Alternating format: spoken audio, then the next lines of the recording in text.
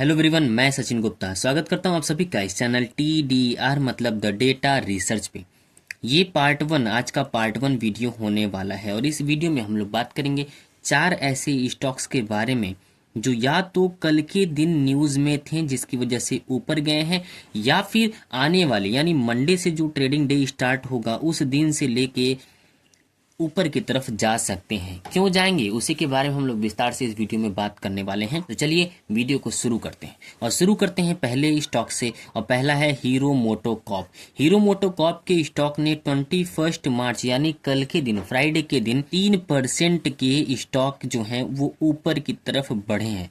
क्यों बढ़े हैं इसके पीछे का रीजन है कि ये कंपनी हीरो मोटोकॉर्प 525 करोड़ रुपए का इन्वेस्टमेंट करने जा रहा है एक ईवी कंपनी में, जिसकी वजह से इसके शेयर 3% ऊपर की तरफ चले गए हैं।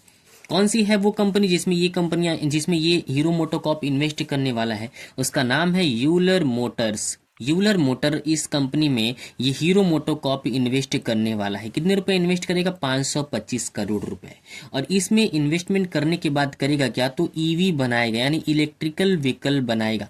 थ्री व्हीलर्स के इलेक्ट्रिकल व्हीकल बनाएगा hero MotoCorp. Hero MotoCorp already Bharat का सबसे बड़ा मार्केट कैप वाला स्टॉक है जो स्कूटर और मोटरसाइकिल बनाता है भारत में। ये कंपनी जल्द ही यूलर मोटर में इन्वेस्टमेंट करने वाला है 525 करोड़ रुपए का। ये जो पैसे इन्वेस्टमेंट करेगा वो एक या एक से अधिक किस्तों में हो सकता है। अब थोड़ा सा अगर यूलर मोटर के बारे में बात कर लें तो यूलर मोटर भारत के 30 बड़े शहरों में ईवी को बनाता है। सिर्फ बनाता ही नहीं है बल्कि मतलब डिजाइनिंग तो करता ही है, उसके साथ साथ उसकी सेलिंग भी करता है, उसकी सर्विसिंग भी करता है और उसकी मैन्युफैक्चरिंग भी करता है। यानी भारत के 30 बड़े शहर में ईवी बनाने का काम करता है यूलर मोटर, जिसमें अब हीरो मोटोकॉर्प भी 525 करोड़ रुपए का इन्वेस्टमेंट करने वाला है।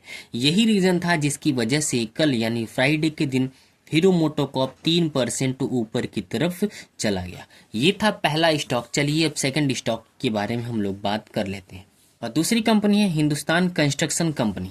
इस कंपनी के शेयर एक ही दिन में यानी फ्राइडे के दिन 13% ऊपर की तरफ चले गए।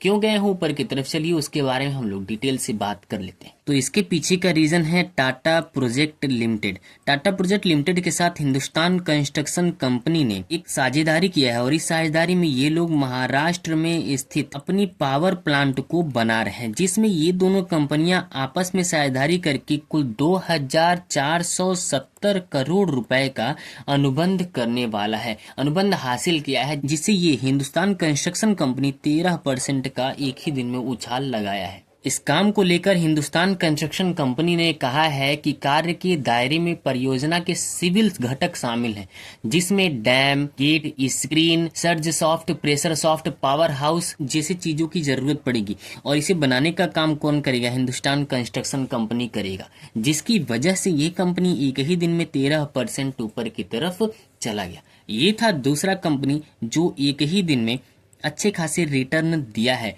और आने वाले समय में भी रिटर्न दे सकता है। चलिए अब तीसरी कंपनी के बारे में हम लोग बातचीत कर लेते हैं और अगली कंपनी है बजाज फाइनेंस। बजाज फाइनेंस एक ही दिन यानी फ्राइडे के दिन 2.67% तक का रिटर्न दिया है। एक दिन में 2.67% तक का रिटर्न। मार्केट जब ओपन हुआ था तो ये 9089 तक पहुंचा था, लेकिन क्लोजिंग तक आते आते ये 8911 पर क्लोज हुआ है। फिर भी 2.67% तक का रिटर्न एक दिन में दिया है। आने वाले समय में अच्छे रिटर्न दे सकता है। क्यों? उसके पीछे की रीजन है कि इसके जो मैनेजर थे जिनका नाम है राजीव जैन जिनका प्रबंधक निदेशक के रूप में कार्यकाल 31 मार्च तक खत्म हो जाएगा। इसके बाद इन्हीं की प्रमोशन करके इन्हें उपाध्यक्ष नियुक्त किया जाएगा, जिसकी वजह से ये शेयर में थोड़ी सी तेजी देखने को मिल रहा है। यही वजह है कि एक दिन में 2.67% तक का रिटर्न दिया था और आने वाले समय में भी अच्छे रिटर्न दे सकता है, क्योंकि जैसे ही मतलब 31 मार्च का ये राजीव जैन का कार्यकाल खत्म होता है, 1 अप्रैल से वो 3 सालों के लिए अपनी इसी कंपनी में बजाज फाइनेंस में ही उपाध्यक्ष के रूप में नियुक्त कर लिए जाएंगे, जिसकी वजह से ये मार्केट में ऊपर की तरफ जा सकता है। तो चलिए अब लास्ट और चौथे स्टॉक की तरफ हम लोग चलते हैं। और फोर्थ एंड लास्ट स्टॉक है अडानी समूह। अडानी ग्रुप ने 1.4 अरब डॉलर का सौदा करने का बातचीत चल रहा है। ब्लूमबर्ग की एक रिपोर्ट के अकॉर्डिंग अडानी ग्रुप एमआर के साथ अपनी 1.4 अरब डॉलर की सौदा कर सकता है। अब ये एमआर ग्रुप करता क्या है, दुबई में स्थित रियल इस्टेट डेवलपर है। दुबई में रियल इस्टेट डेवलपर है एमआर ग्रुप, जिसके साथ अडानी ग्रुप सौदा करने वाला है। और इस सौदे में कुल 1.4 बिलियन डॉलर का सौदा होने वाला है, जिसकी वजह से ये अडानी ग्रुप आने वाले समय में अच्छे खासे परफॉर्मेंस दिखा सकता है। हालांकि रिपोर्ट में ये भी पता चला है कि बातचीत अभी जारी है, सौदा पूरी तरह से पक्का नहीं हुआ है, लेकिन बातचीत चल रहा है कि आने वाले कुछ समय में ये एमआर ग्रुप के साथ, अडानी ग्रुप एमआर के साथ अपना सौदा कर सकता है, जिसके साथ ही साथ ये कितने रुपए का सौदा करेगा, 1.4 अरब यानी 1.4 बिलियन डॉलर का कुल सौदा करने वाला है। अब इस सौदे से अडानी समूह, अडानी ग्रुप को क्या प्रॉफिट होने वाला है, चलिए उसके बारे में भी हम लोग बातचीत कर लेते हैं। आपको पता होगा कि अडानी ग्रुप जो है, अडानी ग्रुप इस वक्त दुनिया की सबसे बड़े स्लम एरियाज जो हैं, उस एरिया में आने वाले धारावी क्षेत्र का अभी फिलहाल में सबसे ज्यादा पुनर्विकास के लिए नेतृत्व कर रहा है, जिसकी वजह से ये एमआर ग्रुप ने इस अडानी ग्रुप को सेलेक्ट किया है।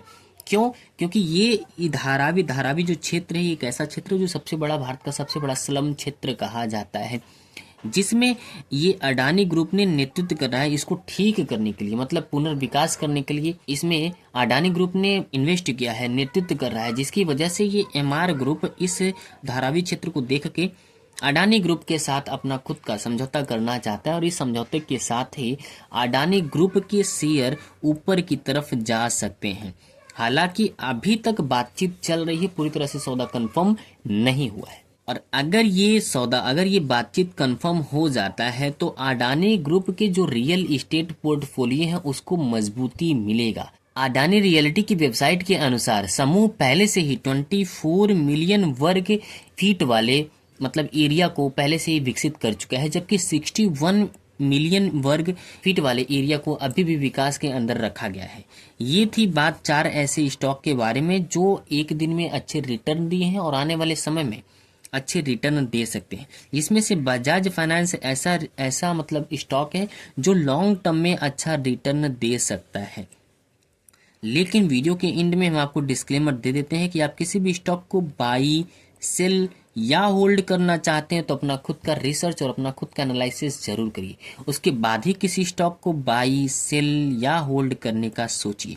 ये वीडियो सिर्फ और सिर्फ एजुकेशनल पर्पस के लिए था। तो चलिए मिलते हैं अगले वीडियो में, तब तक आप लोग बिल्कुल स्वस्थ रहिए, मस्त रहिए, अपना, अपने परिवार का और इस देश का भी ख्याल रखिए।